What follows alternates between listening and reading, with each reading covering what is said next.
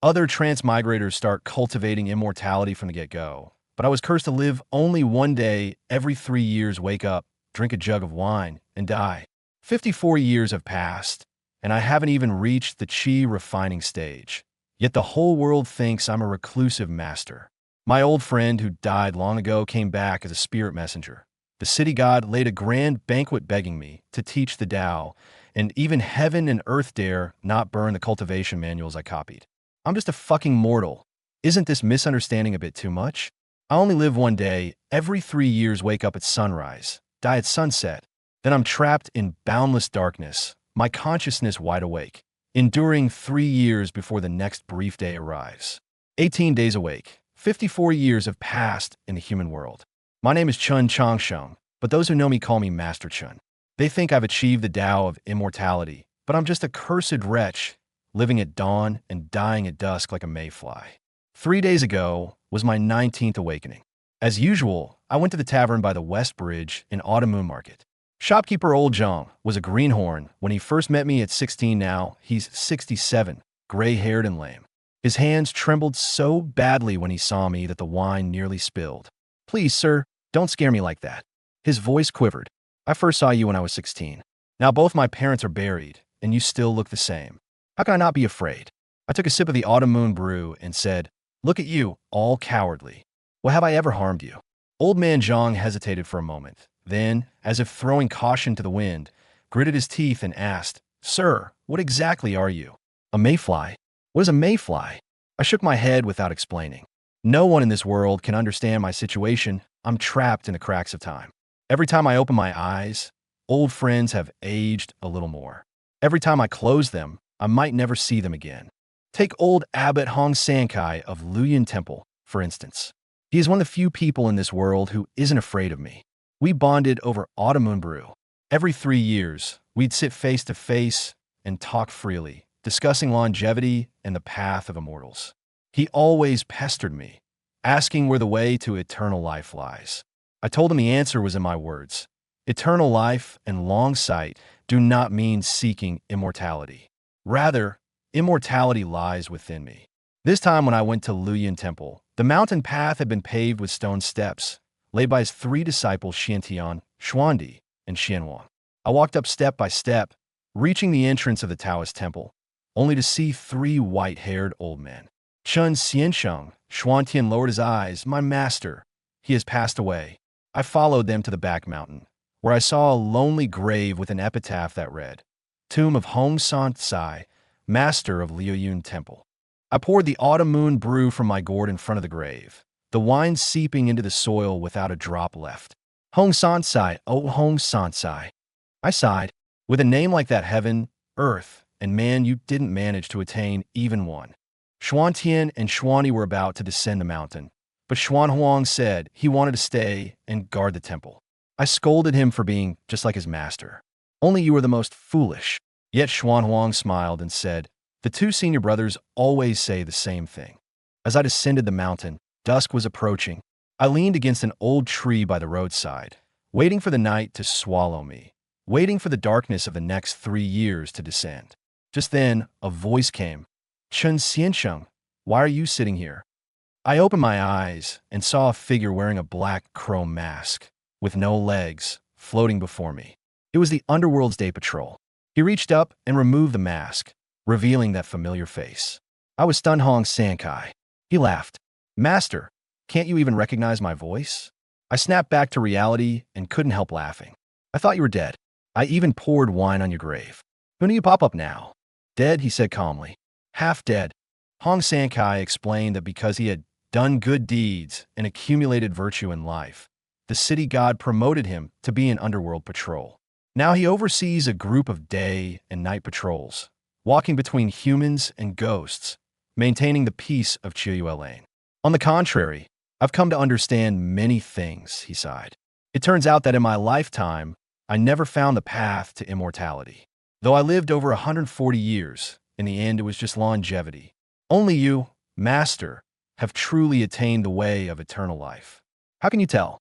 "Master, you neither age nor die. Even the registers of the underworld can't find your name. Only an immortal would be like this." I was about to deny it, But he changed the subject. Actually, the reason I came this time is that the city god asked me to invite you, master. The city god has known about you for a long time and has always wanted to pay a visit, but was afraid of disturbing you. So he sent me to sound you out. I glanced at the setting sun about to sink behind the mountains and said, since the city god invites me, I shall go. But not today, 3 years from today. 3 years. Hong Sankai paused for a moment, then nodded. Just as I expected. You only come to see me once every 3 years, sir. The last gleam of sunset faded, and drowsiness washed over me. I knew the time had come. I must go. 3 years from today, I will surely attend the feast. Hong Sankai rose to see me off, but froze in place the next second. The moment the sun vanished, my body scattered like wind-blown sand, disappearing into the evening breeze.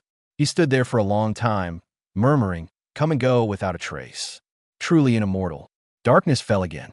My consciousness was clear, but my body was gone. I could see nothing, hear nothing. This is the taste of death. The hardest time came again.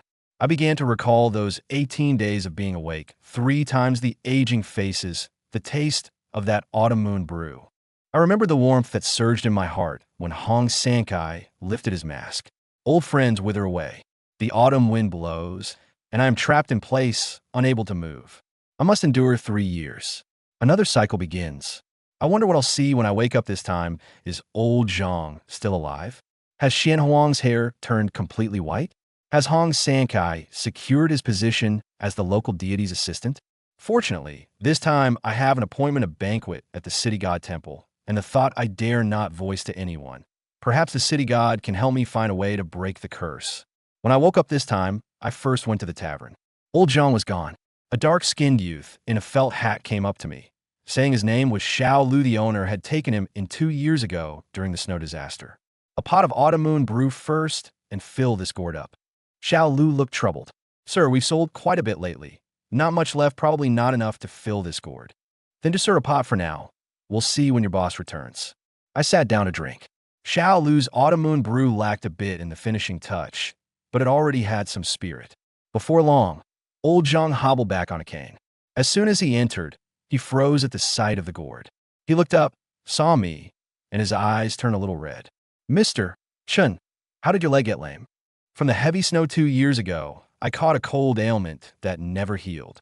He sat down, rubbing his hands. I'm 70 this year. Of that group back then, you're the only one left, sir. He told Xiao Lu to bring out the best jar of autumn moon brew from the cellar. In past years, he would look at you with fear, but now he seems delighted to see an old friend. Grinning, he said, old friend. Those 2 words pierced my heart. I walked out of the tavern, carrying my filled gourd. Old Zhang, limping, saw me to the door and called out, will you come again, sir? Yes. Not far from the tavern. 2 mass day, patrolmen blocked my path. May I ask if you're Mr. Chun? The city god has ordered us to invite you to a banquet. If officials stop you, sir, just say 1 sentence. I am here today to attend a banquet. Indeed, the area around the city god temple was sealed off by officials. I said that sentence, and they immediately let me through. The city god temple's gates were tightly shut, with no worshippers in sight. I walked to the door, and the 2 heavy wooden doors silently swung open. Behind the doors, a white-bearded old man in yellow and blue robes stood waiting with a group of underworld attendants. Upon seeing me, he clasped his hands and bowed. I am Mao Gongjio, the city god of Chiyu Ward. Please, sir, enter and take the seat of honor at the banquet. I returned the salute with a cupped fist. Chen Changsheng pays respects to the city god. No, the city god hurriedly came to support me. Rather, it is the minor deity who should pay respects to you, sir. He dismissed the Yin officials and personally led me to the table. In the courtyard, 13 dishes were prepared: chicken, duck, fish, and meat of all kinds, with fresh fruits and sweet melons set to the side. He poured wine for me, holding his cup in both hands as he toasted. For you, sir, to grace my humble banquet today is a great honor for the Autumn Moon Quarter City God Temple. You flatter me, Lord City God, I said with a helpless smile. Chen has no such ability. He didn't believe me at all, merely taking it as my modesty. After a few cups of wine, the conversation loosened up. The city god said he had guarded this place for over 300 years. Though he enjoyed incense and a golden statue, He remained trapped in this small corner, unable to leave even a step. The minor deity invited you, sir, hoping you could show me a clear path how to break free from this destined fate. A chill ran down my spine. So it was true, no banquet comes without a catch. What did I know about fate or immortality? But at this point, I had to grit my teeth and keep up the act. Old city god, perhaps you misunderstood. I set down my wine cup. A human immortal is an immortal, but why should a ghost immortal be any less? He trembled slightly. I continued.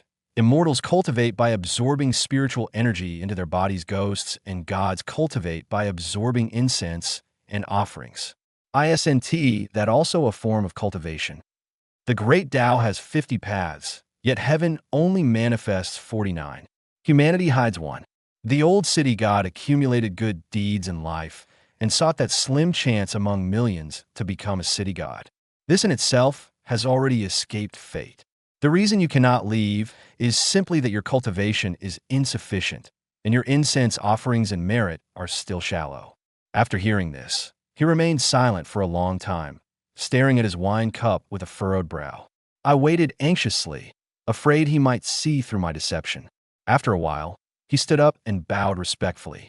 This minor deity understands now. Sir first aroused my desire with talk of ghost immortals, then enlightened me with the way of the mind, and finally guided me back to the power of incense and vows.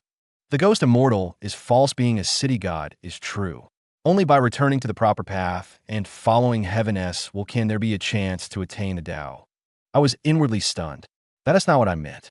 But since he interpreted it that way, I would just go with the flow. It was you who figured it out yourself, not my doing.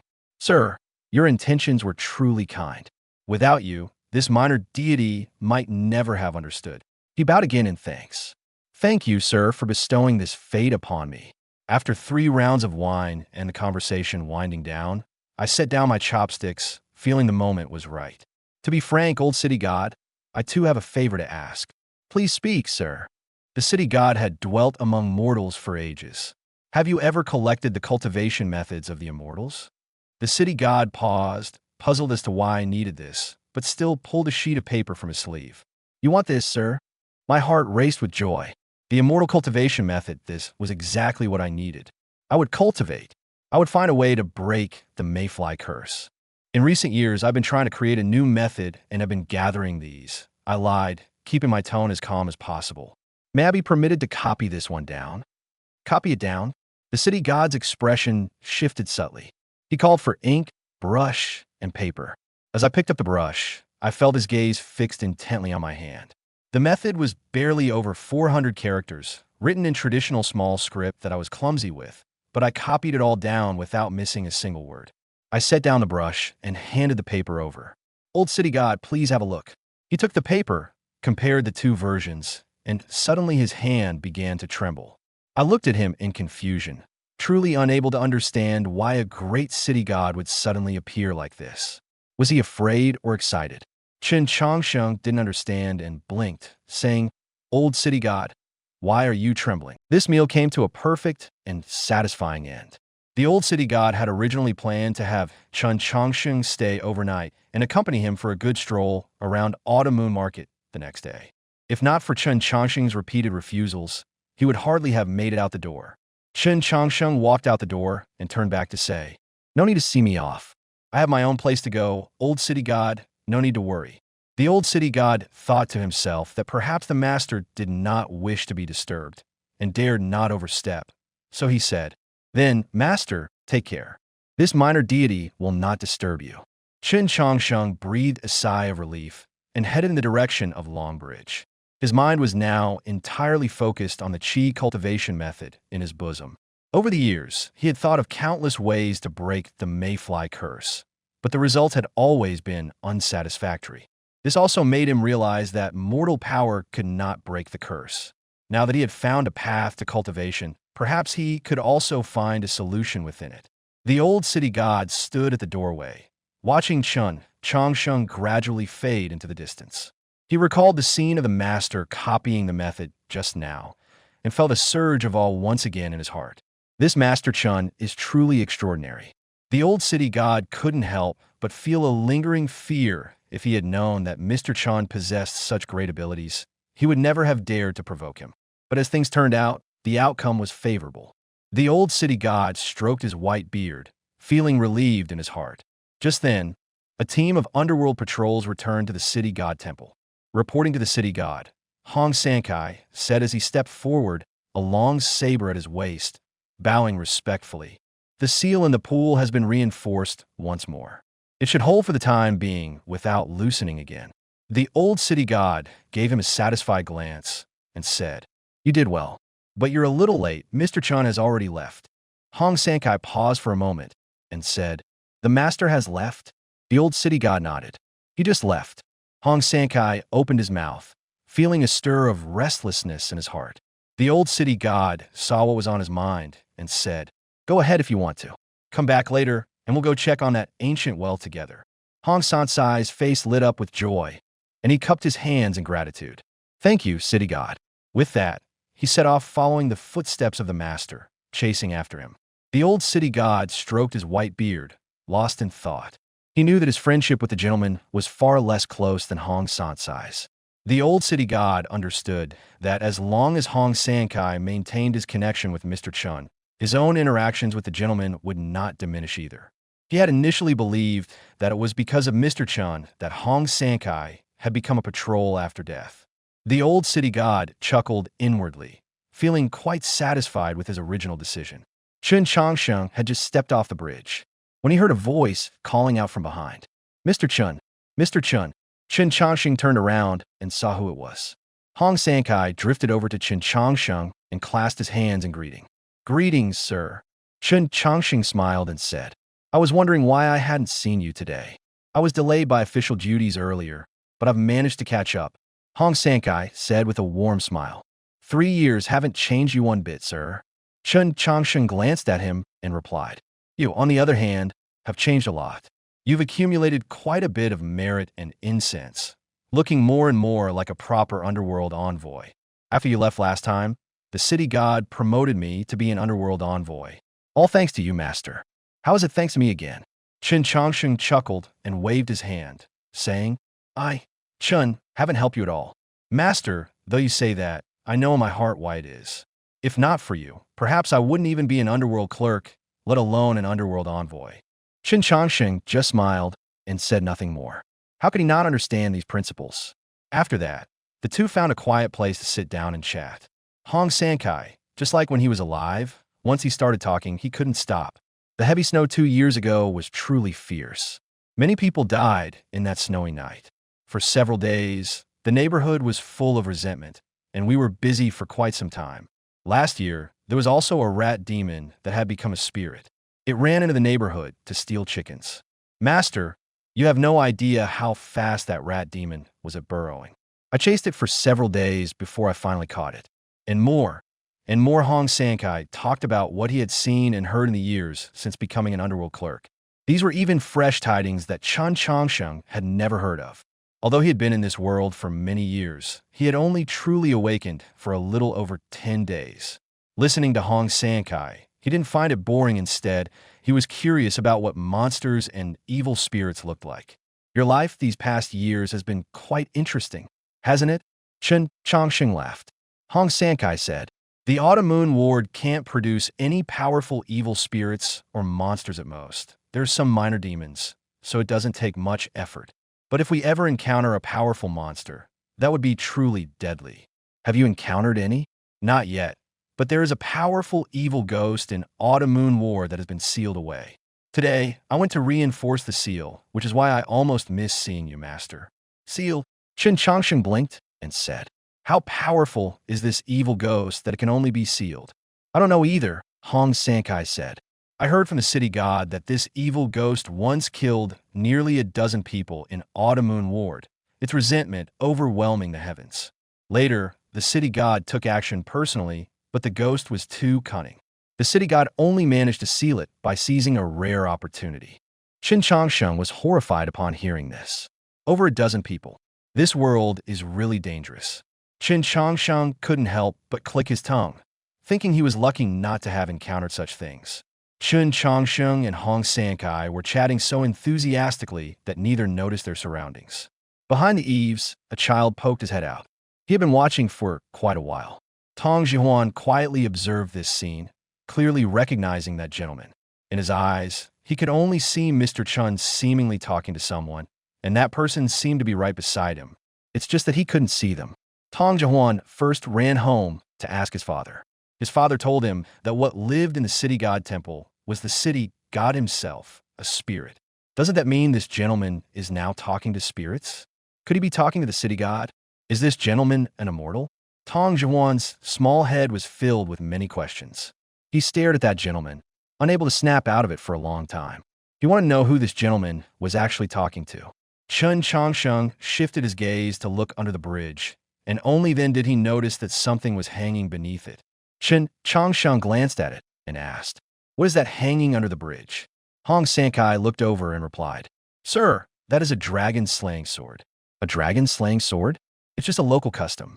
Hong Sankai said, "Legend has it that a water serpent transforms into a jiao after 500 years, hiding in lakes, deep pools, rivers, tributaries, and caves. After another 500 years of cultivation and successfully undergoing tribulations, the jiao will follow the great river into the eastern sea to transform into a dragon. This process of becoming a dragon is called Zhou Jiao Dragon's Passage or Zhou Shui Water's Passage. If a jiao dragon, while traversing the human world, wishes to enter the great river, it must borrow a path. If it passes through a river near a settlement, the huge waves it stirs up might destroy homes and endanger the locals. Therefore, the locals hang a sword under the bridge so that the jiao dragon will not borrow this path again when it passes through water. Of course, this is just a legend. Even the city god himself has never heard of any jiao dragon passing through water." "A legend?" Chen Changsheng asked again. "Then, are there real dragons in this world?" After hearing this, Hong Sankai said, "Yes, there are. Yes.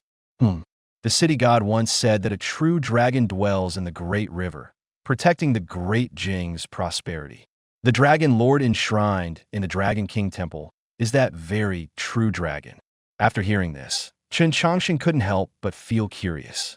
He had truly never seen what a real dragon looked like. Hong Sankai said, "With your level of cultivation, Mr. Chen, you might be able to meet this dragon lord." Chen Changsheng smiled after hearing this and replied, "Let's talk about it later. Meet the dragon lord?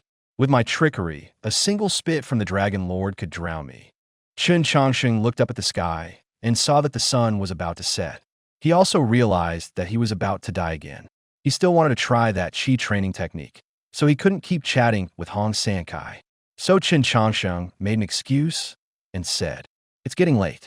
I still have some minor matters to attend to, so I'm afraid we can only sit and talk next time." At this moment, Hong Sankai also realized that he had delayed the gentleman for too long. He let out an exclamation and said, "It's my fault for delaying your affairs. No harm done. Let me see you out. No need to trouble yourself." Chen Changsheng said, "Now that you are an underworld envoy, things are different than before. You must remember that the safety of the people in the streets is your responsibility.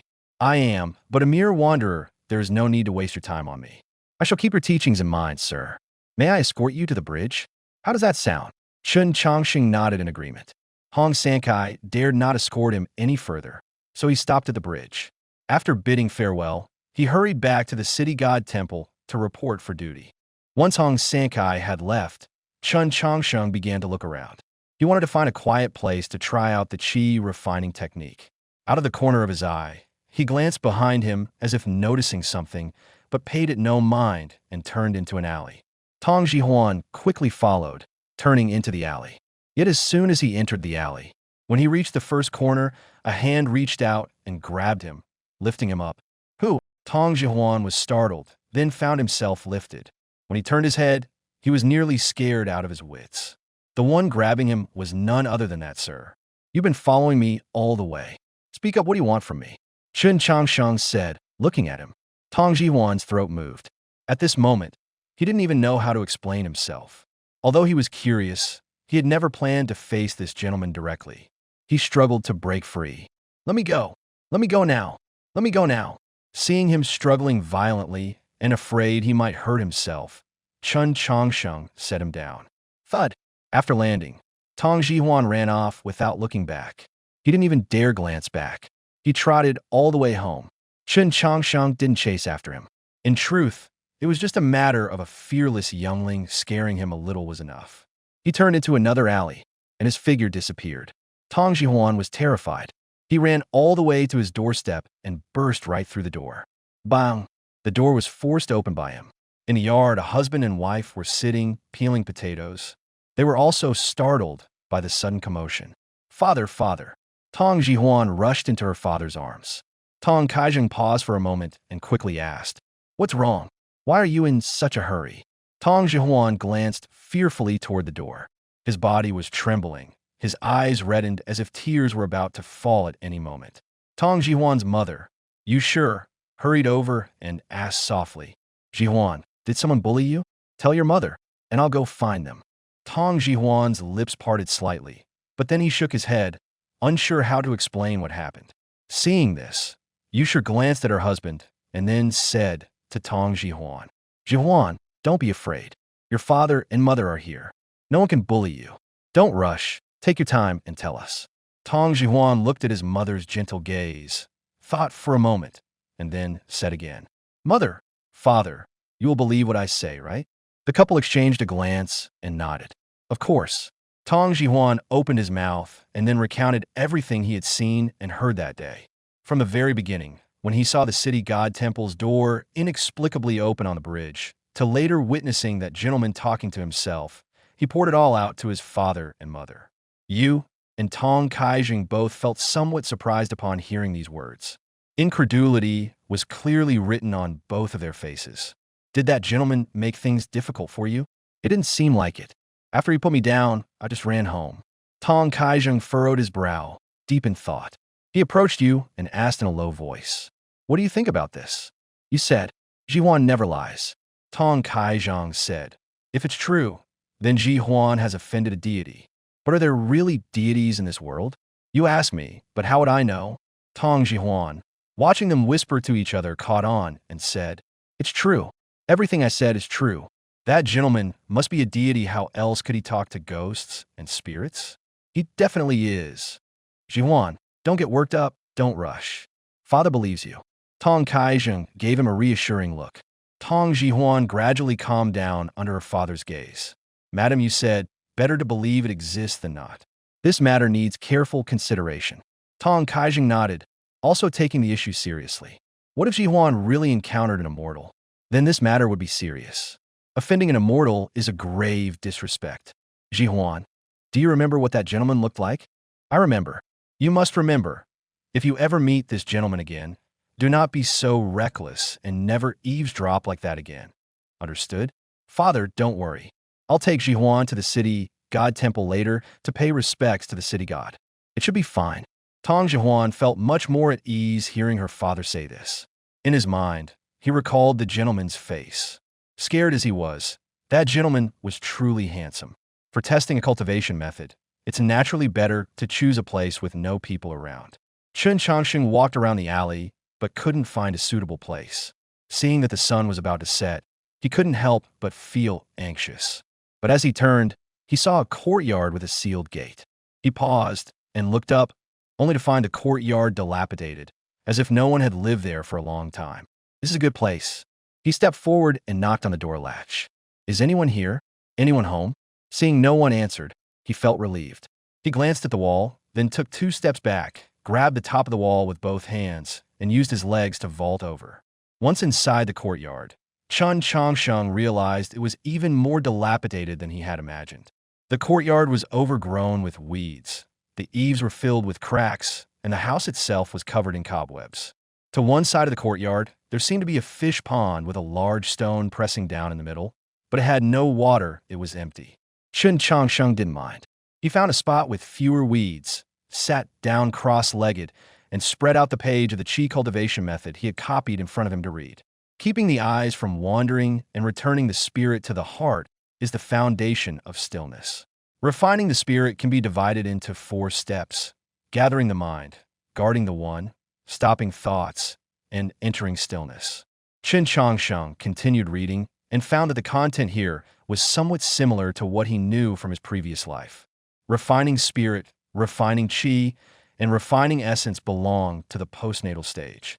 Following the heavenly Tao is foundation establishment, which includes the three actual practices of refining spirit, refining qi, and refining essence. This is the postnatal stage. Going against the heavenly course is the superior immortal practice. Levels above returning to elixir, including the transformative works of essence transforming into qi, qi transforming into spirit, spirit returning to void, and void merging with the Tao. This is the innate stage. Cultivating qi, refining spirit, and refining essence. Which should I try first? Chen Changsheng thought for a moment. He was about to die soon, and at that time only his thoughts would remain. It might be better to start with refining spirit, perhaps during the time of death. He could also cultivate. Saying and doing, he sat down. Thereupon, following the method described, he crossed his legs and sat. He formed the Ziwu hand seal, left hand on top, right hand below, left thumb pressing the tip of the middle finger, right thumb pressing the base of the left ring finger. He purified his mind for a moment, gathered his divine light, and gazed at the whiteness at the tip of his nose. When it became a vast whiteness, he closed his eyes and directed his attention upward to the sun-moon heavenly stem, which is formed by the two eyes and the heavenly ina. At the upper opening of the shape, the intention must be light. Chen Changsheng's thoughts calmed down. He connected his spirit and began to circulate the mind technique. However, in just a moment, a qi vortex again formed at Chen Changsheng's heavenly stem acupoint. Gradually, his thoughts seemed to touch something, gradually forgetting oneself, as if entering a void. Chen Changsheng suddenly opened his eyes. He looked at himself in disbelief. I succeeded. Chen Changsheng was stunned for a moment. So easy? That's not right. According to reason, such a method should be very difficult to master, but he succeeded on his first try. Could it be that I am a genius? Chen Changsheng frowned. It seemed that was the only explanation. He continued to try. As he thought, in just a moment he forgot himself and entered that void state again, forgetting the existence of his body. That's not right. Chen Changsheng suddenly realized. He was too familiar with this feeling.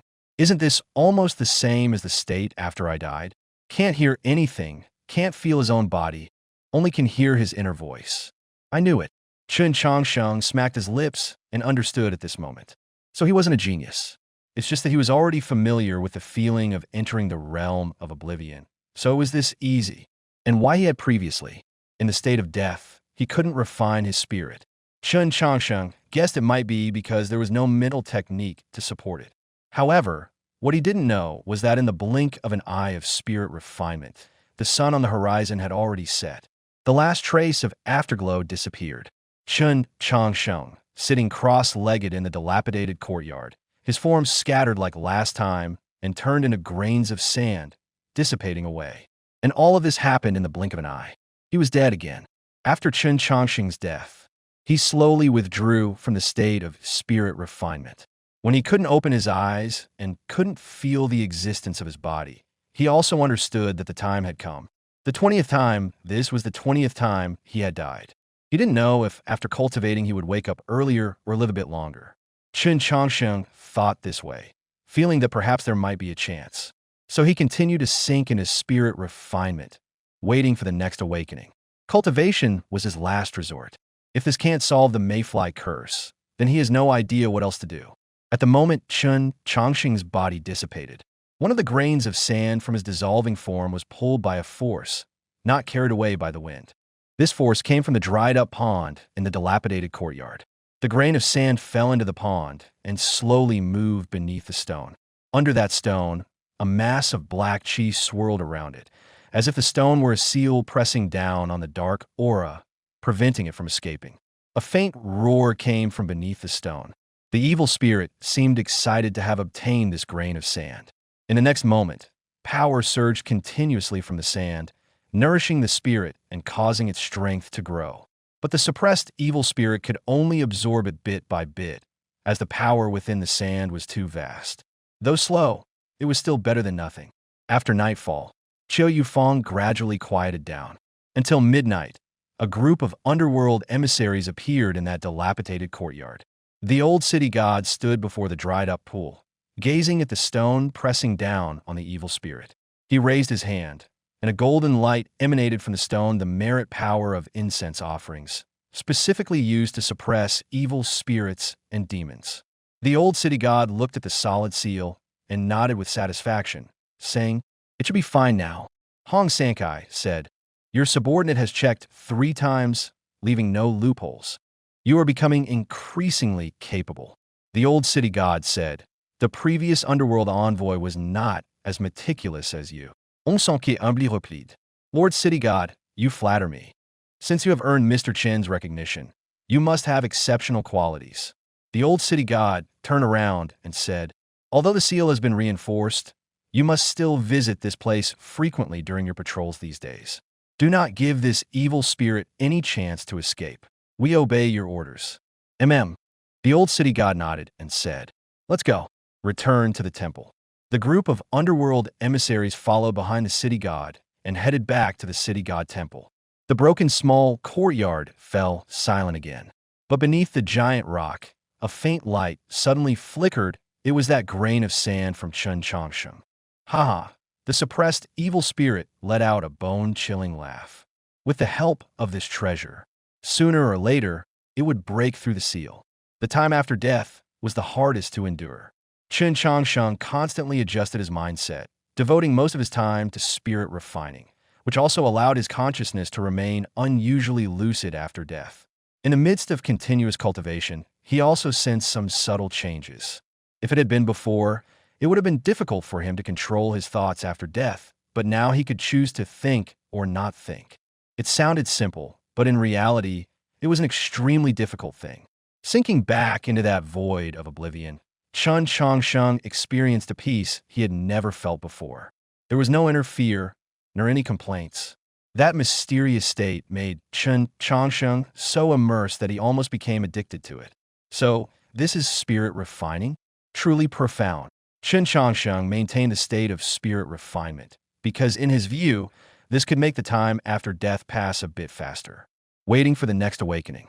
The 3 members of the Tong family made a trip to the city god temple that night. Tong Jihuan kowtowed several times before the statue of the city god, while his father and mother also sincerely apologized. The city god, listening to their hearts, heard the words Mr. Chen and also noticed these 3 people. Tong Jihuan Tong Kaizheng. The old city god thought for a moment and looked at the several people kneeling in the hall. He saw that Tong Kaizheng had a golden light surrounding him that was his accumulated merit. So it's Dr. Tong of Rinji Hall. No wonder he has such merit on him. Tong Jihuan then offered 3 sticks of incense to the city god. Tong Kaizheng spoke up. "My child unintentionally offended an immortal, committing a grave disrespect. So we have come specifically to atone for this sin." Kneeling and bowing repeatedly. Yusher also accompanied them, and Tong Jihuan sincerely admitted his mistake, hoping to receive forgiveness. After spending half an hour in the temple, the family of 3 finally got up to leave. The old city god watched them go, lost in thought. Strictly speaking, this was indeed a great disrespect, but since Mr. Chan was willing to let Tong Jihuan leave, it seemed he didn't care about such trivial matters. And his father, Tong Kaizheng, was a physician in the market, a man of merit who often provided free medical consultations, alleviating much suffering in Autumn Moon Lane over the years. It might be better to go and see them, to prevent them from overthinking. At night, Tong Jihuan was still afraid, so he slept with his parents. "Jihuan, don't be afraid. Nothing will happen. Sleep peacefully, Mom and Dad are right here." His mother coaxed him again, and it was very late before he finally fell asleep. After falling asleep, Tong Jihuan entered a dream. In the dream, he seemed to see an old man in a long blue and yellow robe. He recognized it at once. The attire was exactly the same as the city god in the temple. "See, city god, do you know your crime?" In the dream, Tong Jihuan trembled all over in fear, knelt down, and immediately confessed his wrongs. "Lord City God, this kid knows he was wrong. I won't dare again." "Dad, Mom, where are you?" "Dad!" Tong Jihuan cried especially loudly in his dream. The old city god, who had entered the dream, was taken aback at this sight. "Silence!" the old city god scolded. In the dream, Tong Jihuan suddenly found that he could not make any sound when crying. He looked at the old city god in front of him with a terrified expression. The old city god cleared his throat and said, "Although you offended the immortal, fortunately the immortal did not take it to heart, and you have realized your mistake. From now on, remember never to do what you did today again, or no one will be able to save you. Tong Jihuan opened his mouth, but no sound came out. He could only nod to show that he understood.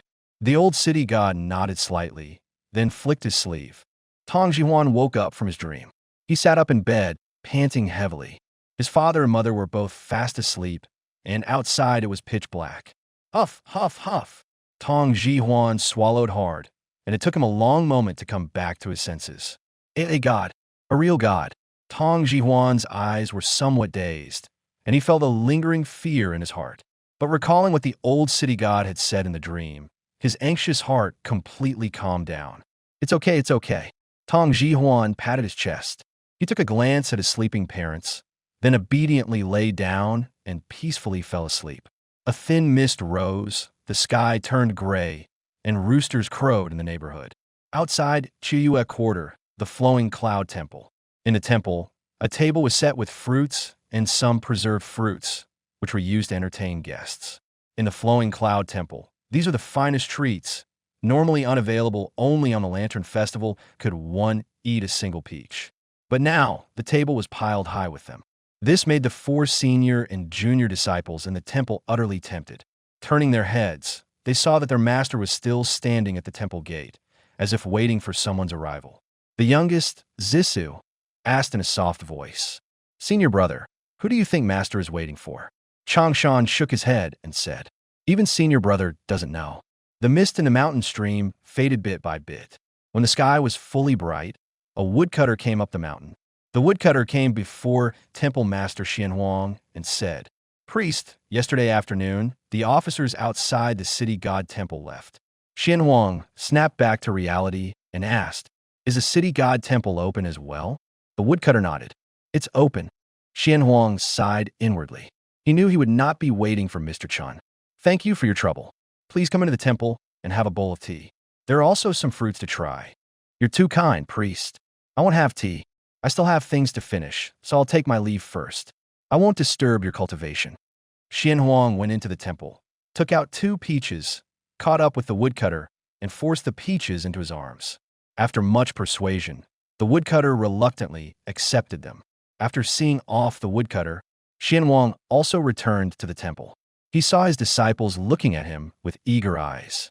He knew they were craving the fruits and candied snacks on the table. "Don't you want to eat?" Xianhuang chuckled and said, "Go ahead and take it." Second senior brother, Shanglu, blinked and asked, "Master, is it really edible?" "Yes," Xianhuang nodded with a smile. "But you must finish it all. No leftovers, or it'll go to waste." Hearing this, the 4 disciples broke into delighted smiles, rushing to the table one by one to start eating. The youngest disciple, Zisu, hugged a peach and took bites, stuffing another in her arms, while the eldest senior brother grabbed a piece of preserved fruit and shared the rest with his fellow disciples. Xianhuang, on the other hand, found a spot to sit down, closed his eyes, and began to rest. The eldest senior brother, Changshan, stepped forward and handed a peach to Master. "Master, a peach." Xianhuang shook his head with a smile. "Master, 1 tea, have any you all eat." The third junior brother, Xinshen, came over, nibbling on preserved fruit, and asked, "Master, who exactly are you waiting for?" Xianhuang saw that all 4 disciples were curious. "Everyone wants to know, huh?" "Yes, we want to know." The 4 disciples stared at Master, pausing their eating, waiting for him to speak. Xianhuang simply gave a warm smile and slowly began to speak. "Just a teacher." "Teacher? Just a teacher. So the teacher my master mentioned isn't coming?" "He will come." Xianhuang closed his eyes and said, "Sooner or later, he will come." Chiyue Lane remains as usual. The child who once offended the teacher, Tong Jihuan, now works as an apprentice at Tongji Hall, fetching medicine for his father while learning medicine on the side. In the blink of an eye, he had grown up quite a bit.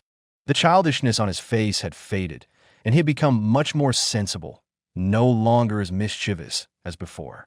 But occasionally, when he had free time, Tong Jihuan would often go to the bridge in Chiyue Lane to take a look. Only he himself knew what he was looking for. He was just hoping to see if he could meet that teacher again. Unfortunately, he never did. Also, old man Zhang now has a son, Xiao Lu, whom he took in at the tavern. Xiao Lu is grateful and treats old man Zhang like his own father. Since then, Everything in the tavern has been handed over to Xiao Lu, from brewing to selling wine, all managed by him. Old man Zhang also passed on everything he had left to teach. It must be said that Xiao Lu had indeed put in effort and even made some improvements, further enhancing the taste of the autumn moon brew. The better the wine, the more people attracted. On one occasion, when some scholars from Anning County came to Autumn Moon Alley for inspiration, they tasted the autumn moon brew and exclaimed it was excellent, composing poems to praise the wine. After they returned, the autumn moon brew gained a reputation. People from near and far heard about it, and came one after another. Everyone who tasted the autumn moon brew had nothing but praise. The tavern's autumn moon brew became in such high demand that supply fell short. Xiao Lu grew busy. The amount of wine he had to brew each year multiplied. When the time came to sell it, it still wasn't enough. Xiao Lu didn't worry about it anymore. He would just sell as much as he could brew each year, doing his best. Even though the autumn moon brew was so sought after, Xiao Lu would still set aside one jar before each batch was opened, refusing to sell it. And although old Zhang no longer managed the tavern, he still brewed one jar each year using his own method. Xiao Lu said he had already set aside wine for the master and asked the boss why he still went to the trouble. But old Zhang told him, "I'm afraid the master might not be used to it. After all, no matter how good the wine is, it can never compare to the old days. According to the usual custom, the master should be arriving in about half a month. Xiao Lu, if you see the master, you must not be negligent, understand? Don't worry, shopkeeper. I understand. During the 3 years of soul refinement, Chen Changsheng would occasionally withdraw from that state. To his delight, he could sense that he was about to awaken. This was something he had never noticed before. On the field amidst the forest, grains of sand suddenly gathered from all directions. The sand piled up, stacking into a human shape. But in the blink of an eye, the sand seemed to turn into skin, and then a simple long robe appeared. Chen Changsheng opened his eyes, and the first thing he saw was a vast expanse of rice paddies. He paused for a moment, gazing at the endless fields before him. It seemed he had woken a bit earlier than before. Chen Changsheng's breath quickened. Could cultivation truly lift the curse? His gaze shot into the distance, and in an instant, his divine sense spread outward, sensing the direction of Qiu Yufang. Chen Changsheng was stunned and quickly withdrew his divine sense. His lips parted slightly, an indescribable surprise in his expression. Spiritual awareness? Chen Changsheng was startled and tried again. After 3 years of refining his spirit, he could now cover a range of over 20 li with his spiritual awareness. There must be other uses besides spiritual awareness. Chen Changsheng looked at the distant tree and suddenly had an idea. With a thought, he concentrated his energy on that tree. He wanted to test if he could shake the tree using his divine sense. But in the next moment, a tremendous force struck the tree. Crack! The tree shook violently, then crashed down with a rumble, splitting in two. Chen Changsheng withdrew his divine sense, his eyes wide. He had only intended to give it a gentle nudge. And just snapped like that? Chen Changsheng swallowed hard and murmured, "So, just what level of cultivation have I reached?" He looked at the broken tree and couldn't help swallowing. A bit terrifying. A carriage stopped in front of the tavern. Soon, an old man in a long gown alighted from the carriage. Xiao Lu recognized him as Steward Rong from the Yun Mansion in the neighboring ward, who often came to buy autumn moon brew. The steward of Yun Mansion walked in, followed by a couple of young men, and said, "Little boss, my master is celebrating his birthday the day after tomorrow. Bring out 15 jars of autumn moon brew." Xiao Lu stepped forward, hesitated, and said, 15 jars? I'm not sure if we have that many." The steward paused and said, "You don't have them?" Xiao Lu explained, "These past 2 years, autumn moon brew has been selling extremely well, as you know. I even hired extra help and doubled production each year, but it's still not enough to meet demand. No matter. Pack however many you have. If insufficient, I'll add a few jars of other wine." "All right," Xiao Lu nodded. "Come with me to the cellar to fetch them." After counting, there were only 12 jars of autumn moon brew left in the cellar. The steward didn't mind and ordered the workers to start moving the wine. Xiao Lu said at this moment, "Steward Rong, out of these 12 jars, you must leave me one." Steward Rong paused for a moment and asked, "Why?" Xiao Lu said, "It's not that I deliberately won't sell it to you. Since earlier years, The last jar of autumn moon brew in the tavern has to be kept. That's the rules set by the old shopkeeper. Please understand, Steward Rong. Seeing Xiao Lu's sincere attitude, Steward Rong didn't make things difficult for him and said, I won't make it hard for you, but you have to bring out a few jars of good wine. Otherwise, I won't be able to report back. Right? Xiao Lu breathed a sigh of relief and said, Don't worry, it will definitely be good. At the same time, a pair of black boots stepped into the tavern. Chen Changsheng, seeing no one in the tavern, murmured, Is no one here? He saw several workers in the backyard hurriedly moving wine jars all the way to a carriage outside the door. So there must be someone. The shopkeeper is probably busy. Chen Changsheng didn't call out. He just sat down and waited. After a moment, Xiao Lu and Steward Rong returned to the tavern from the backyard. Xiao Lu turned his head and saw Chen Changsheng sitting at the table. He paused for a moment and called out, Master, when did you arrive? Why did you call me Master? Just sitting here idly is no way to treat you, Master. Chen Changsheng chuckled and waved his hand, saying, There's no need to fuss about such formalities. I only just sat down myself.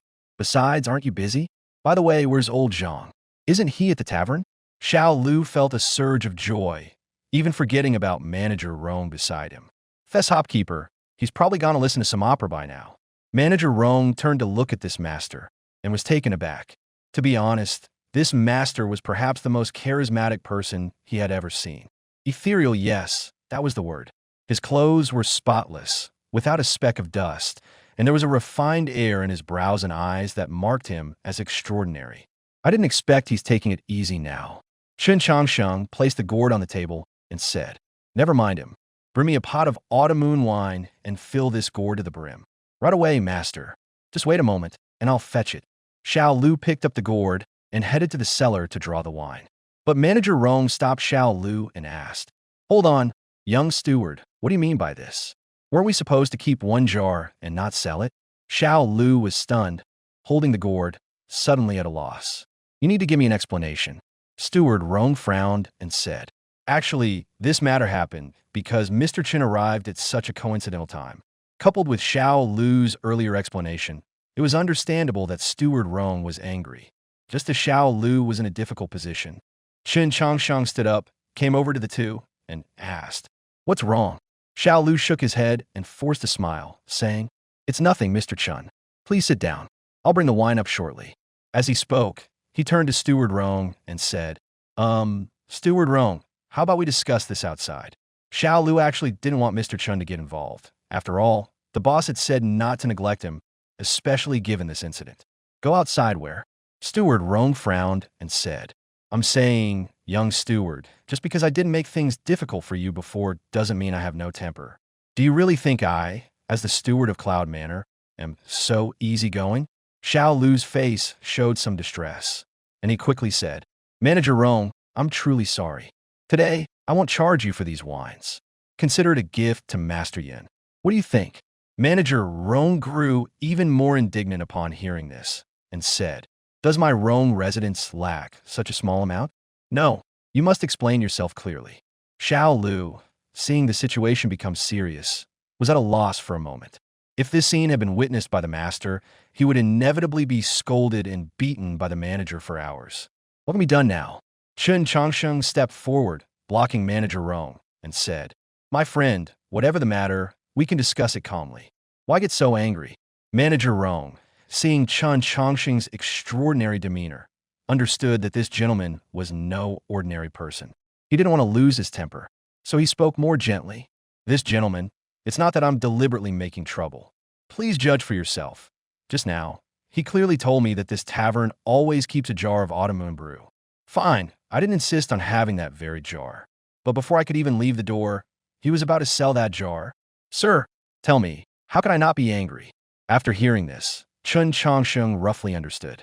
I see, Chen Changsheng explained. Actually, none of this is his fault. It's mainly because of me, Chen. Steward Rong's chest was heaving, still filled with anger. Chen Changsheng continued. Brother, you may not know that I am an old friend of the tavern's old boss. Every few years, I come to Autumn Moon Market, and each time I must have a gourd of Autumn Moon brew. The old boss is very familiar with me, so every year he specially reserves a jar in the storeroom for me. Xiao Lu was just following orders. It wasn't that he deliberately refused to sell to you. The only fault is that I came at an inconvenient time today. Steward Rong saw that this gentleman was taking the blame upon himself. He thought for a moment and said, "How can this matter be blamed on you, sir?" His anger subsided a bit, and he said, "Actually, I just want an explanation. It was never my intention for things to come to this." Chen Changsheng said, "That may be so, but in the end, this matter started because of me. If you insist on an explanation." Chen Changsheng thought for a moment and said, "How about this? Let me, on behalf of Xiao Lu, apologize to you, brother. Consider it as doing me a favor. What do you think? How can that be?" Steward Rong was startled and quickly said, "You are of distinguished bearing and elegant demeanor, surely endowed with scholarly talent. How could you humble yourself before people like us who reek of copper?" Absolutely not. To be honest, he hadn't expected the scholar to be so polite. In these times, it's unheard of for a scholar to bow to a merchant, let alone such an extraordinary scholar. Steward Rong dared not accept. Steward Rong sighed and said, all right. Since you take his side, I won't make a fuss anymore." He looked at Xiao Lu and said, "Young shopkeeper, remember henceforth not to speak and act as you did today. If not for this scholar, I would have had a serious dispute with you." Xiao Lu quickly apologized. "Steward Rong, your reprimand is right. I had no intention to offend today. I hope you won't take it to heart." Steward Rong nodded, then took down his purse and placed it on the counter. "Our Rong manor is not short of this small amount of silver. Whatever the proper price is, that's what we'll pay. Let's go." With that, Steward Rong led his assistants out the door. Xiao Lu saw them to the door and only breathed a sigh of relief after the cart carrying the wine and water had gone far into the distance. He looked at Mr. Chun beside him and said, "Mr. Chun, Xiao Lu, was remiss in hospitality and nearly made you lose face." "All right," Chen Changsheng said, raising his hand to cut him off. "What face?" Chun couldn't care less about face. "Besides, instead of wasting time on that, you'd better hurry and fetch my wine." "Right, just fill up the gourd. Don't overthink it, it's just that your shopkeeper isn't here, so no one can drink with me." Xiao Lu was grateful, but upon hearing this, he immediately went to fetch wine for the master. If it weren't for the master, I really don't know how far things would have escalated today. Soon, a gourd of wine was ready. Xiao Lu said, "I'm really sorry for today. It's all my fault for not handling things properly, causing such a mess. Please don't blame me, master." Chen Changsheng took the gourd of wine and said, "Everyone makes mistakes. You don't need to blame yourself. Just focus on brewing good wine. This tavern will rely on you in the future." Xiao Lu nodded in agreement and then asked, "Master, are you leaving now?" Chen Changsheng nodded. Xiao Lu opened his mouth and spoke. "But the shopkeeper hasn't returned yet, sir. If he doesn't come back, I'll find him myself." "Don't worry." Chen Changsheng waved his hand and then walked out of the tavern. "Sir," Xiao Lu chased after him and said, "I haven't told you where the shopkeeper is yet." "I can find him," Chun said, raising his hand, and continued walking forward. Xiao Lu watched Chen Changsheng's retreating figure, at a loss for what to do. How can a master find him? I couldn't keep the master here when the shopkeeper returns. He will surely regret it. What should I do? Compared to the earlier commotion, Master Chen's departure made him even more worried. In a tea house, a few scattered customers were seated. The guests drank tea and listened to the storyteller on stage. At every climax, they would slap the table and exclaim, "Bravo!" Old Zhang had planned to go listen to opera today, but unexpectedly the troupe was resting, so he had to settle for storytelling. He took a sip of tea, but suddenly noticed a figure sit down in the seat beside him. Old Zhang glanced back, seemingly unconcerned, but he suddenly turned his head around.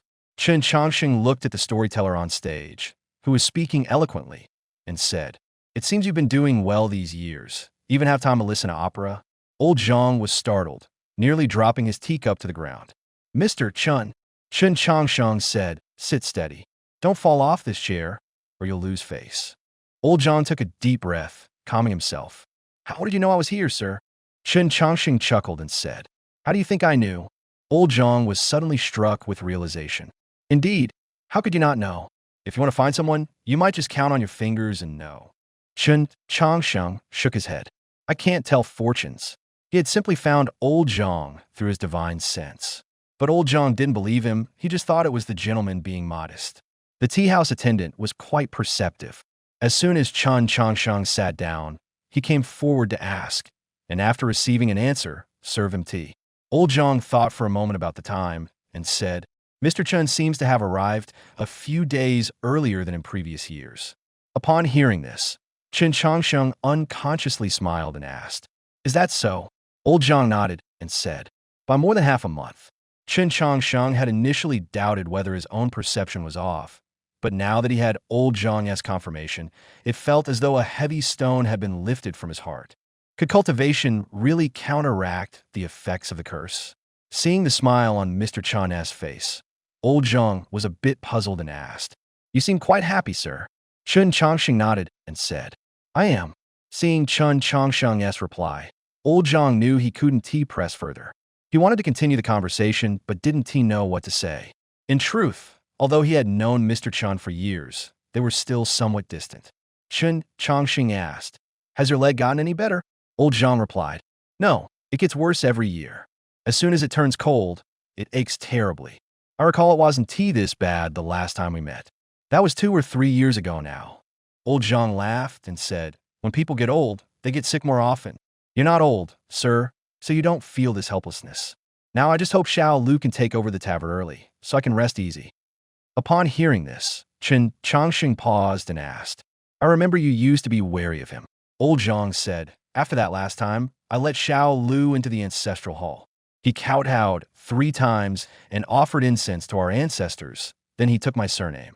After thinking it over, I figured letting go is much more comfortable than holding on. Chen Changsheng was relieved to hear this and said, You've truly come to see things clearly. Old Zhang laughed and said, I'm already halfway into the grave. He laughed bitterly, but there seemed to be a hint of acceptance in it. Old Zhang paused, then continued, Speaking of this, I want to ask you a favor, sir. Ask me. Chen Changsheng found this surprising and said, Tell me, as long as it's something I can do. Old Zhang said bluntly, Now I'm 73, my health is worsening every year, and I have more and more ailments. So I want to ask you, sir, to calculate for me how many years I have left to live. After hearing this, Chen Changsheng glanced at the center of Old Man Zhang's brow. In the center of Old Man Zhang's brow, there was a faint wisp of vital energy. Now, that energy was nearly gone. When it completely faded, that would be Old Man Zhang's time of death. Are you so curious about when you'll die? Chen Changsheng asked, and Old Man Zhang said, I've always wanted to ask, but I didn't dare to before. Getting bolder with age. Chen Changsheng shook his head and sighed. But even if you ask me, I don't know. I already said I don't practice fortune-telling. He could actually tell. The vital energy in Old Man Zhang's brow was already very faint, probably not enough to last until he comes again. Is that so? Old Man Zhang didn't pursue the matter further and tactfully fell silent. Chen Changsheng turned his gaze to the storyteller on the stage. Slap! With a bang of the gavel, the storyteller slowly began to speak, saying that the daughter of the one family was cruelly violated and then framed by malicious individuals, causing her entire family to be beaten to death alive in their own courtyard. Chen Changsheng asked, What story is this? Old Man Zhang explained, It's an old story. Back then, in Yonglu Ward, there was a young master from the Gao family, a notorious playboy. Relying on his sister marrying a high official in the capital, he ran amok in the local area. The county magistrate of Anning County at the time, out of deference to his brother-in-law's influence, always turned a blind eye to this young master. This is a true story. Chen Changsheng said, stunned. Old Man Zhang said, What the storyteller says isn't entirely true, of course. He changed some details. What happened next? Chen Changsheng asked. That young Master Gao took a fancy to the daughter of Old Man, one in our ward. Old Man one's family ran a flatbread business and had no backing, so naturally they couldn't contend with the young master. The magistrate and the ward chief couldn't do anything about it either. So the one girl fell into that young master's hands. Unexpectedly, the next day, unable to bear the humiliation, she fled that very night and went to report it to the authorities. Who would have thought that the young Master Gao had already, on his way to the Yamen, instructed people to bribe everyone from top to bottom, the entire Yamen, and all the neighbors around, one's family who knew the truth. When they faced off in court, everyone sided with the young master. The magistrate, the ward chief, and all the neighbors around Wen's house unanimously insisted that nothing had happened. Moreover, the young Master Gao turned the tables in court and instead accused the Wen girl of slandering him and defaming his honor. Something like that really happened? Chen Changsheng paused and said, "Could someone like that still be alive?" "Of course she died," Old Man Zhang said. "Her death was extremely gruesome." "How did she die?" "She died after having her vital energy drained by an evil spirit." Hearing this, Chen Changsheng said, stunned. "Ghost." "That's right," Old Man Zhang said. "This was an incident from over 50 years ago. The daughter of the Wen family couldn't bear the humiliation and dashed her head against the court hall, killing herself. When someone died in the court, the matter blew up. It is said that later, the dandy's father begged his son-in-law to suppress the incident. Originally, it was supposed to end there. Who would have known that Master Gao's anger didn't subside, and he went looking for the Wen family again? At that time, besides Old Man Wen, there was another person present, a scholar. This scholar had long been betrothed to the Wen daughter. That year, he was supposed to go to the capital for the imperial examinations, but was overcome with grief over the Wen daughter's death. He originally planned to handle her funeral and then go to the capital to appeal for justice, but ended up running into Master Gao, who came looking for trouble just then.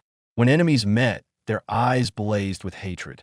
But how could a mere scholar be a match for those vicious servants and thugs?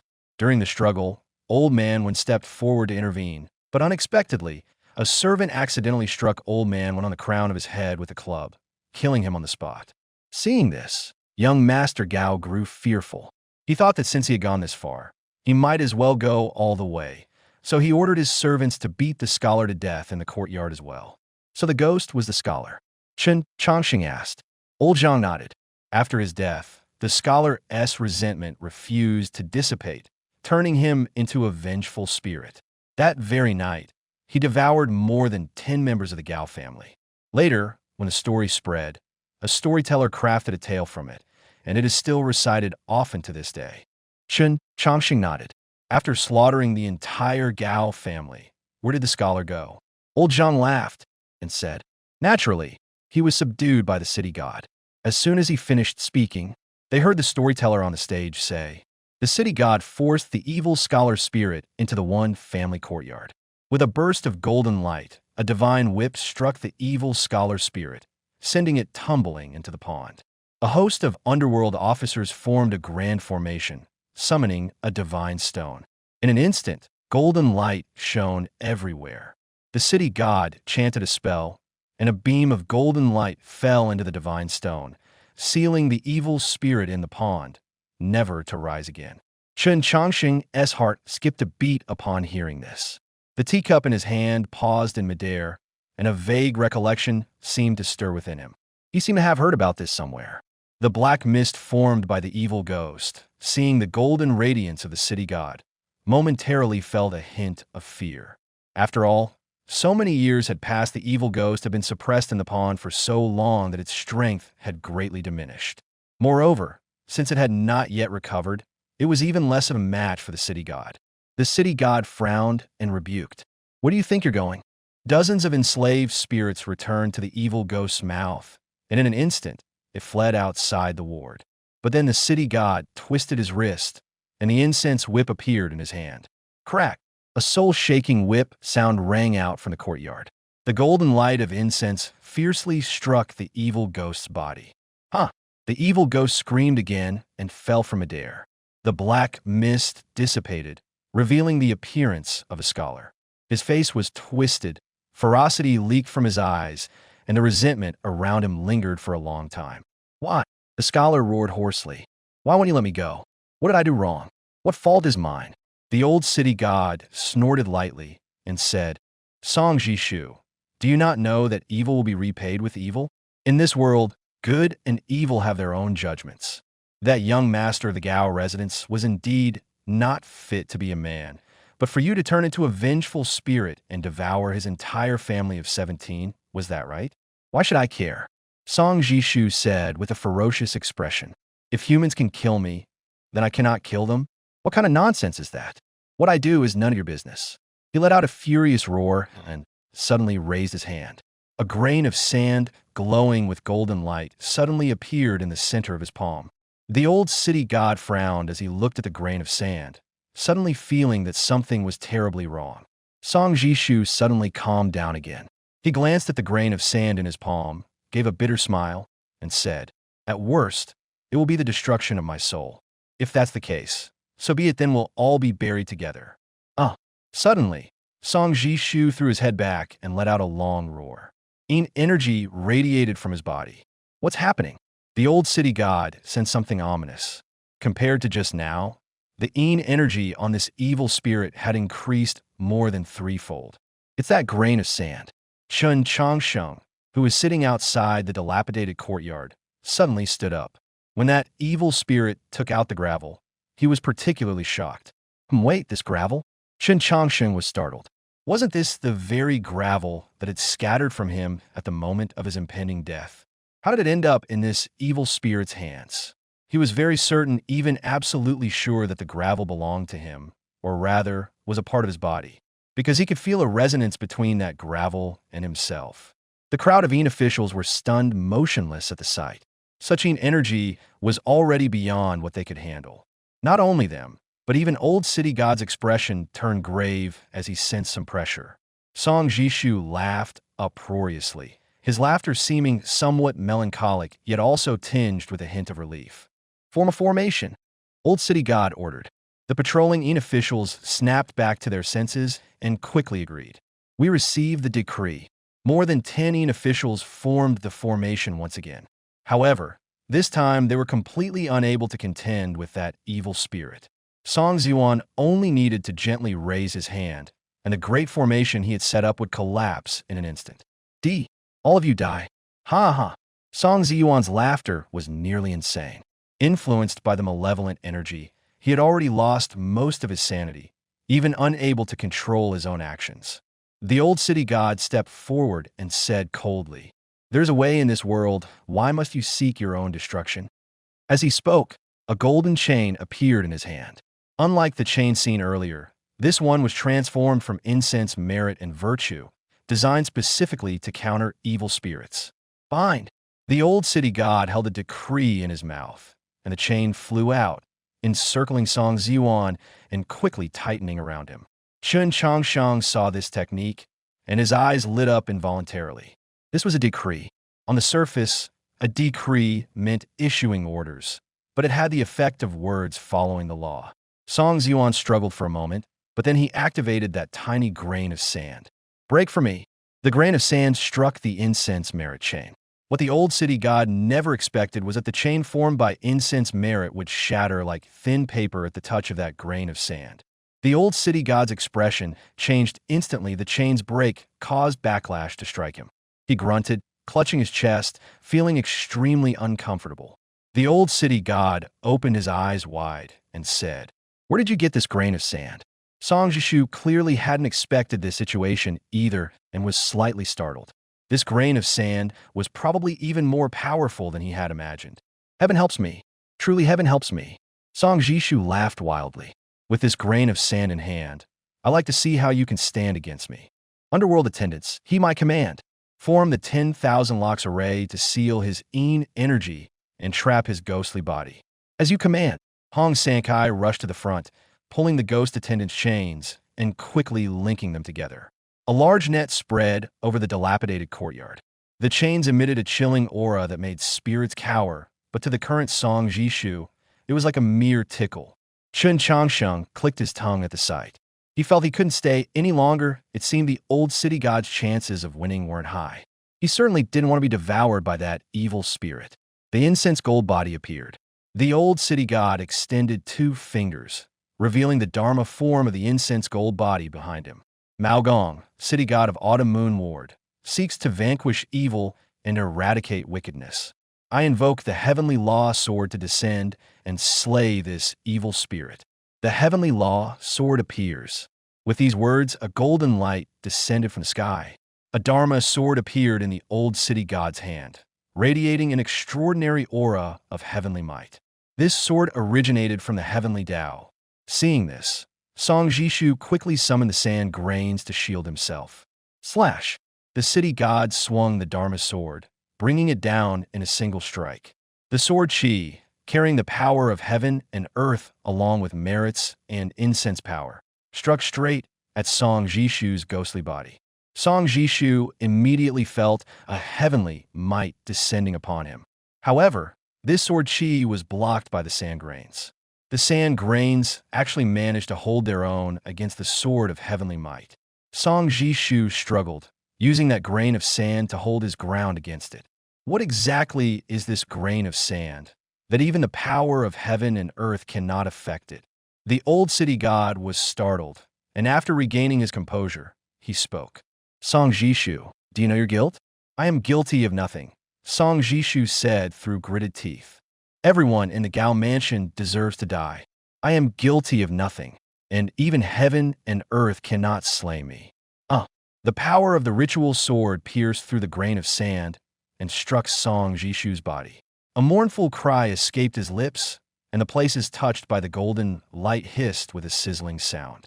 Song Jishu had clearly underestimated the might of this ritual sword. His expression turned grim as he weighed his options. If he continued to hold out, he would surely die.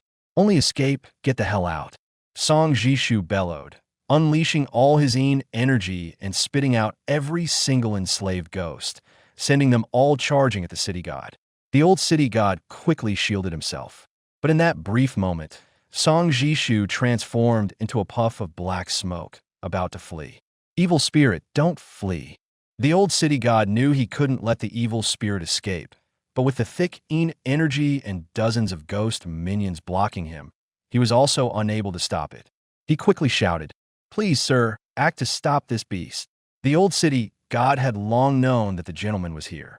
He thought that perhaps the gentleman wanted to observe their strength, which was why he hadn't acted yet. But now, at this critical moment, the old city god had no choice but to ask for help.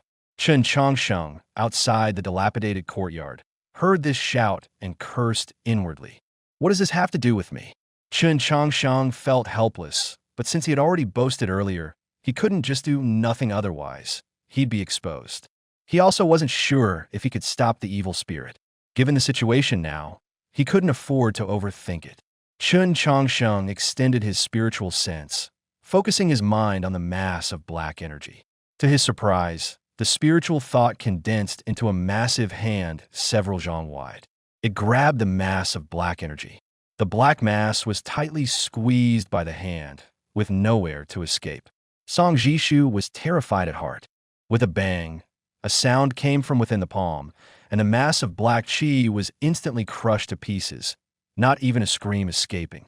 Chen Changsheng was filled with shock. The city god and attendants present all widened their eyes, unable to believe what they were seeing. When the giant hand dissipated, where's the ghost's figure? It had already been obliterated by that single palm strike, its soul scattered.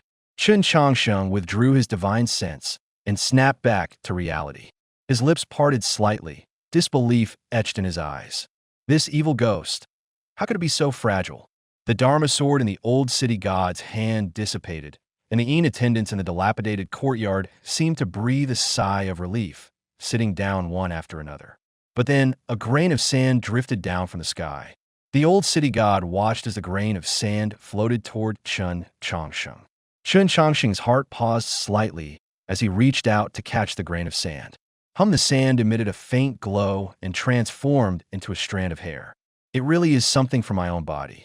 Chen Changsheng frowned slightly, suddenly feeling a bit strange. That a strand of his own hair could possess such power. This was truly beyond belief. The golden divine manifestation behind the old city god vanished as he floated down from midair and landed in front of Chen Changsheng. This minor deity thanks Mr. Chen for his intervention. Hong Sankai also led a group of underworld officers on patrol out of the small courtyard. Greetings, Mr. Chen. Hong Sankai cupped his hands and bowed his head, showing respect. Chen Changsheng quickly put away the strand of hair, reached out to help the old city god up, and then said to the group of underworld officers before him, "You are too polite, old city god. Please rise, all you officers." Hong Sansai's gaze toward Chen Changsheng had completely changed. He had truly witnessed today what it meant to have divine methods. The old city god said, "Mr. Chen, perhaps we should talk somewhere else." Chen Changsheng glanced at the dilapidated courtyard and agreed. Very well. The old city god led Chen Changsheng away from there. Hong Sankai and the group of underworld officers stayed behind to clean up the mess. Who is that gentleman? An underworld officer asked. Hong Sankai turned back and said, You just need to know that Mr. Chen is someone even the city god dares not offend. The underworld officers recalled the palm strike from earlier and shuddered. Who would dare to offend someone like that? Meanwhile, Hong Sankai thought to himself, Is this Mr. Chen's level of cultivation? Truly awe-inspiring. Chen Changsheng and the old city god arrived at a tea house in Kiwei. They chose a secluded spot and ordered 2 cups of hot tea. The old city god took a light sip of tea and said, Thank you for your help just now, Mr. Chen. Chen Changsheng said, It was only right.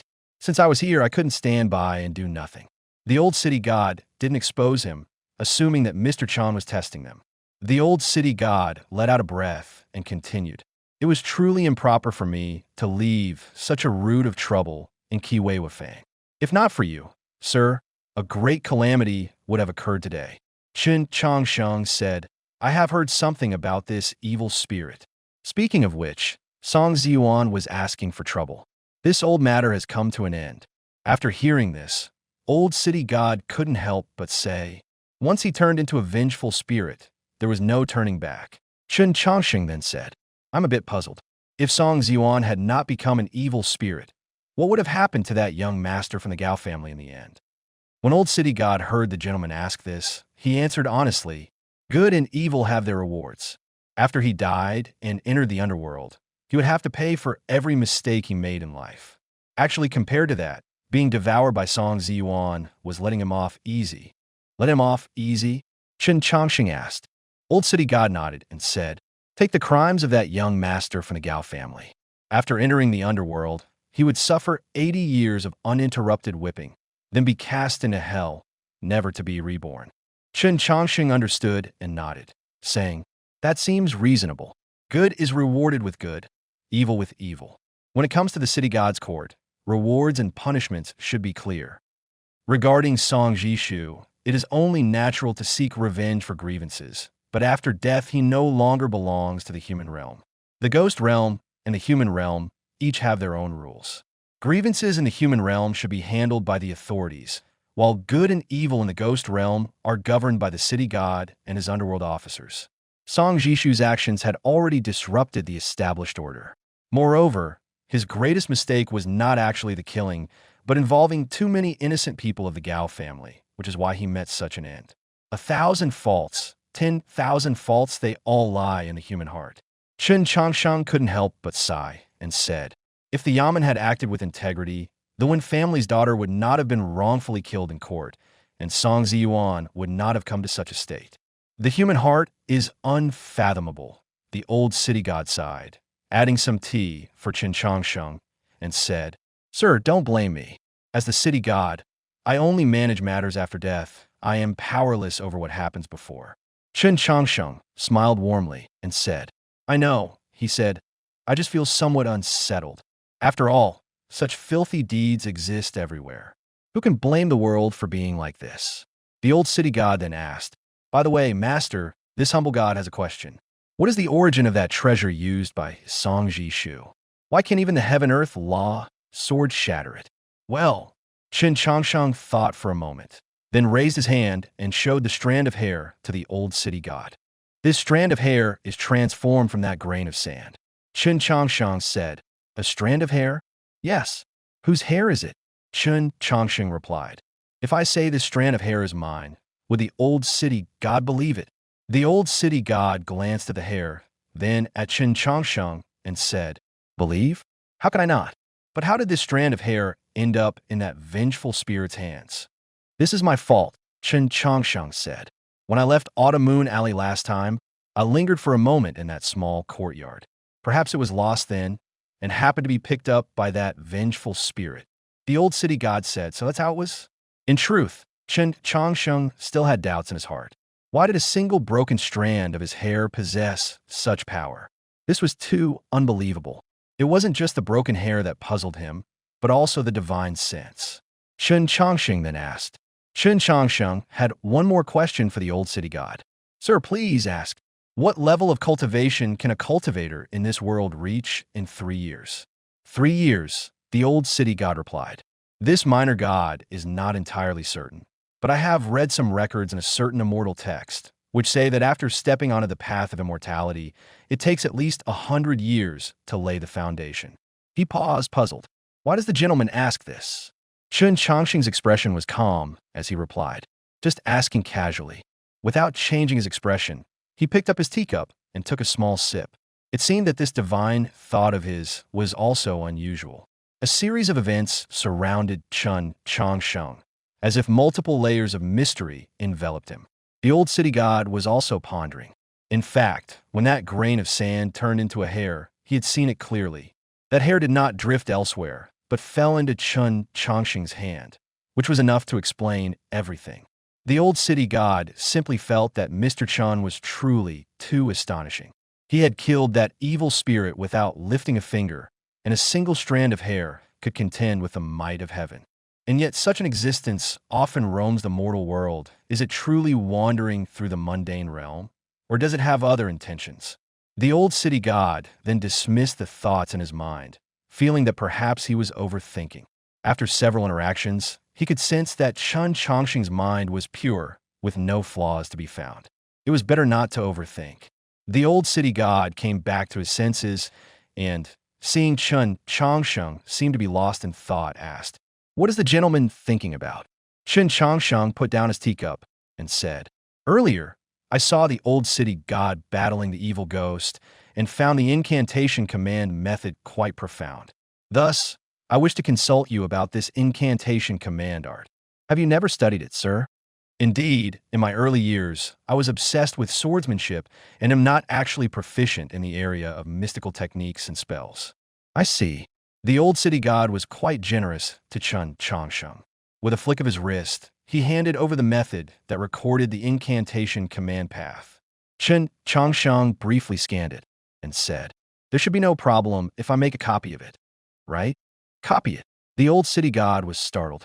Chen Changsheng thought the other party was unwilling, so he said, "No, then I'll just hold on to it and take a look." "No, no," the old city god quickly said. "If you wish to copy it, sir, then copy it." Saying this, he called over the tea house waiter, handed him a few pieces of silver, and the waiter went to fetch brush, ink, paper, and inkstone. As before, Chen Changsheng began copying the content above. The old city god drank tea and watched Chen Changsheng copy the method bit by bit. Although he had already seen it once last time, he still felt somewhat astonished now. This Mr. Chen is truly extraordinary. The old city god sighed slightly in his heart, then thought, how virtuous and capable was he to be able to sit and drink tea with such a great being. After copying, Chen Changsheng returned the original book to the old city god exactly as it was. The old city god put away the imperial decree method and said, "Your cultivation is profound. Sir, this minor deity admires it." Huh? Chen Changsheng was somewhat puzzled. "Why did you start talking about profound cultivation?" He said, "The old city god flatters me. My meager cultivation is not worth mentioning." The old city god smiled meaningfully and said, "Mr. Chen is truly modest." Chen Changsheng let out a couple of dry laughs, thinking to himself, "What is all this about?" Chen Changsheng then asked, "Besides this decree technique, are there any other spells?" The old city god said, "There are some, sir. How many do you want?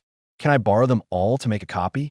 The old city god, even more puzzled, said, "Of course you can, but aside from the decree technique, the rest are just minor arts." "Do you want all of them, sir?" "Can I have them all?" Chen Changsheng asked tentatively. "All of them?" "Yes, all of them." Although the old city god couldn't figure out why Chen Changsheng wanted these things, he still brought out as many as he had. To save Chen Changsheng the trouble of copying them one by one, he simply gave them all away, since these things were useless to him anyway. Chen Changsheng initially refused, but couldn't prevail over the old city god. The old city god said, "Altogether, it might be quite a lot. Mr. Chen, you might have trouble carrying them alone. Should I deliver them to you directly, or—" Chen Changsheng thought for a moment, and since it seemed inconvenient for him to carry them, he said, "How about this? Could you trouble the old city god to send 2 spirit attendants to escort me to Luyin Temple? That would be fine. They sat and chatted a bit more, exchanging pleasantries, asking Chen Changsheng how he had been all these years, and inquiring if the old city god had encountered any amusing matters recently. In this way, nearly half an hour passed. Chen Changsheng rose to take his leave, and the old city god saw the gentleman off. Upon learning that the gentleman was heading to Luoyuan Temple, he escorted him all the way out of Autumn Moon Street before turning back. After stepping out of Autumn Moon Street, Chen Changsheng turned back to look. He couldn't help murmuring to himself, "The old city god really is quite talkative." Chen Changsheng smiled, then turned and headed in the direction of Luoyuan Temple. The mountainside was shrouded in mist, concealing the Taoist temple atop. Standing at the foot of the mountain, Chen Changsheng recalled that he had originally planned to visit last time, but missed the opportunity due to his breathing technique training. It had been 6 years. He wondered how the mountain looked now. Chen Changsheng was about to step onto the stone stairs, but suddenly he sensed something and turned to look back. He saw a young Taoist priest in a medium-length robe approaching, carrying 2 buckets of water. Changsheng stopped and looked at the person blocking his way. When he saw Chen Changsheng's appearance, he was momentarily stunned and secretly thought, how could there be such an otherworldly person in this world? Young Taoist, Chen Changsheng called out, waking him from his daze. "Ah!" Changsheng snapped back to reality and asked, "Benefactor, are you heading up the mountain?" Chen Changsheng nodded. "Yes," Changsheng said, lifting the buckets of water. "Benefactor, follow me. The path up the mountain has stone steps, but it is still difficult to walk. Please watch your step." "All right." Chen Changsheng then followed behind Changsheng as they started up the mountain path. "Young Taoist, how long have you been practicing cultivation?" "Over 5 years, but I have not yet reached the age of 20. "Not yet? So you are still in your youth, just past 18. Changsheng was somewhat out of breath as he spoke. Carrying water up the mountain was strenuous work. He usually had to walk for a while and then rest. Seeing that he was struggling, Chen Changsheng stepped forward and took the carrying pole from Changsheng's shoulder. "Benefactor, you mustn't." Changsheng was startled and quickly tried to stop him, but the man had already placed the carrying pole on his own shoulder. Chen Changsheng said, "At this rate, we won't make it up the mountain by noon. Let me do it, little Taoist. Just keep me company with some chat." Changsheng knew this gentleman wasn't deliberately saying he walked slowly, so he said, "I appreciate your kindness, layman, but carrying water is part of my cultivation. I ask that you let me keep it." But Chen Changsheng ignored him and carried the water up the mountain. "Layman, layman." Changsheng hurriedly chased after him. He kept chattering in the gentleman's ear, but the gentleman still didn't put down the pole. He grew a bit annoyed and wanted to block his way, but the gentleman's stride was slightly longer, making it hard for him to catch up. "Layman, please put it down quickly. If my master finds out you carried water for me, I'll be punished." "Layman, layman, sigh."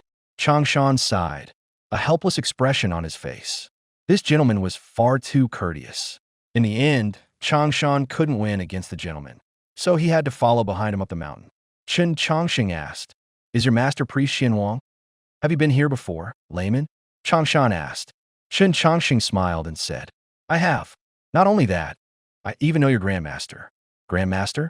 Changsheng was taken aback and said, "You have met my grandmaster, layman?" Chen Changsheng nodded. "Your grandmaster was named Hong Sankai, and his Taoist title was simply Sankai. When he was alive, he was often called Master Sankai." Changsheng looked the gentleman over once more and asked, "Did you truly meet our grandmaster, layman?" "My master is already 62 this year, so his master must have passed away long ago. This gentleman doesn't look that old. How could he have met our grandmaster?" "Naturally, I have, and I was even a friend of his," Chen Changsheng said. "Has your master ever mentioned your martial uncles to you?" Changsheng paused, then said in disbelief, "I have martial uncles? Why have I never seen them, nor heard my master speak of them?" Chen Changsheng said, "Your master was the youngest of 3 senior brothers. After your grandmaster passed away, your other 2 martial uncles went down to the mortal world. Only your master stayed and succeeded as the temple master." Changsheng opened his mouth to speak, still somewhat skeptical, and asked, "Then do you know the names of the 2 senior uncles?" "Heavens and earth," said Chen Changsheng. "If you don't believe me, you can ask your master." Changsheng mostly believed him and pressed on, asking, "Why did those 2 uncles go to the mortal world back then?" Chen Changsheng asked, "Then why did you stay here?" Changsheng said. The temple has the master, junior brothers and sisters, food and clothes. Why wouldn't I stay? Hearing this, Chen Changsheng laughed and teased. Actually, your two uncles are the smart ones, while your master is the dumbest, so he stayed. Changsheng frowned at this and said with some anger, Master is not dumb. What makes you say that? If he's not dumb, why would he stay on the mountain? Chen Changsheng said. If he weren't utterly stupid, why would he choose to waste the rest of his life suffering on this mountain?